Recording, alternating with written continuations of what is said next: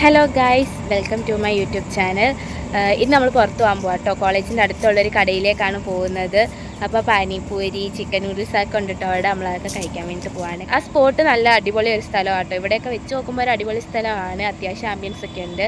അപ്പോൾ ഞാൻ കാണിച്ചു തരാം. നമുക്ക് അങ്ങോട്ട് പോകാം.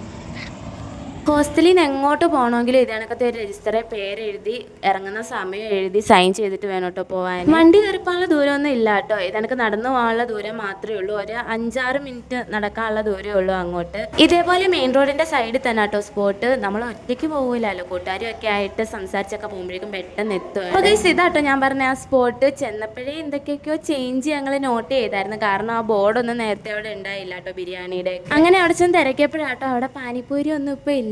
എന്തായാലും കഴിക്കാൻ തീരുമാനിച്ചിട്ടാണല്ലോ വന്നത്. പിന്നെ അവിടെ ഉള്ളതൊക്കെ ഓരോന്ന് വെച്ച് ഓർഡർ ചെയ്തിട്ട് ടേസ്റ്റ് ചെയ്ത് നോക്കാൻ വേണ്ടിയിട്ട്. ചിക്കൻ നൂഡിൽസ്, ഒരു ചിക്കൻ കബാബ്, ഷവർമ ആട്ടോ വാങ്ങിച്ചത്. ഇന്ന് നമ്മൾ ഹോസ്റ്റലിലേക്ക് പോവാണ്. പാഴ്സലാട്ടോ വാങ്ങിച്ചത് തന്നെ. കാരണം നമുക്കിനി മെസ്സിലിരുന്ന് കഴിക്കാനേ പറ്റുള്ളൂ. ടൈമില്ല, അവിടെ നിന്ന് കഴിക്കാനായിട്ടുള്ള ടൈമില്ലാത്തത് കൊണ്ട് മെസ്സിൽ പോയിരുന്നിട്ട് കഴിക്കാമെന്ന് വിചാരിച്ച് ഞങ്ങൾക്ക് 5:30 ആകുമ്പോൾ കയറണം കോളേജിൽ. അതുകൊണ്ട് പാഴ്സൽ വാങ്ങിച്ചിട്ട് തിരിച്ച് നടക്കുക കേട്ടോ ഹോസ്റ്റലിലോട്ട്.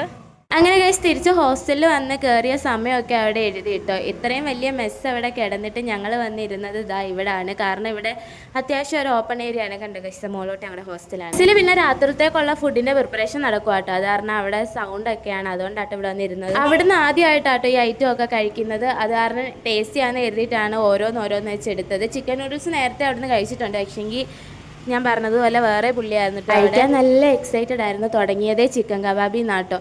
പക്ഷേ അടിപൊളി ടേസ്റ്റാണ്. 6 പീസ് ഉണ്ടായിരുന്നു കേട്ടോ. ഞങ്ങൾ രണ്ടെണ്ണം വെച്ചെടുത്ത്.